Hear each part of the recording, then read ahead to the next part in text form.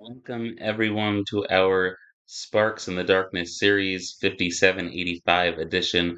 Look forward to learning with you a little bit, a few minutes every single day over the next 3 weeks as we go through this difficult time period on our calendar year. Every single time we come to the 3 weeks, we come with a sense of humility because we conclude every 3 week period with the anticipation, the hope, and the desire that God willing the redemption will come. And when we return upon it in the next year, it's always a little bit bittersweet as an understatement because of how sad we are that indeed we've gone through another full year without a redemption. Every day we'll learn a little bit with the hopes that we can grow a little bit more with every single one of these passing days over the next 3 weeks. I'll begin today with sharing a Gemara in Bava Metzia. The Gemara in Bava Metzia, Anun Tes Amud Aleph, tells us a fascinating fact about our tefillot, about our prayers.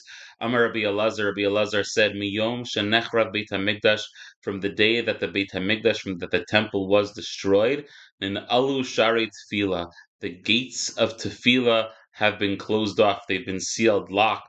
Shenemar gam ki ezak v'ashavea satam tefilati. That ultimately we have a pasuk in Eicha that informs us, that teaches us that even though we call out, we plead to Hashem, He shuts out our prayers. But then the Gemara takes a turn and tells us something incredibly powerful. The af al pi sheshari tefillah ninalu, even though the gates of prayer are locked, they're closed. We can't have our prayers get through to the other side, in a sense. Shari dema'ot loninalu. The gates of our tears have never been sealed. Shenemar, Shma tfilasi Hashem v'shavasi ha'azina el demasi al techarash. Pasuk that we say in Tehillim, we ask Hashem to hear our prayers, to hear our tefillot, and don't be silent at the sound of our tears, at the presence, at the sight of our tears.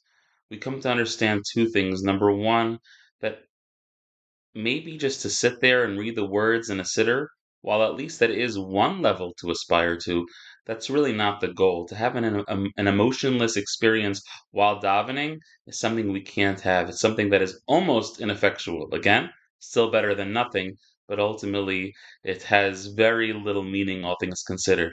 The goal that we should strive for, and the only way to do this, quite frankly, is through practice and continuing to try to grow every time you go to prayer.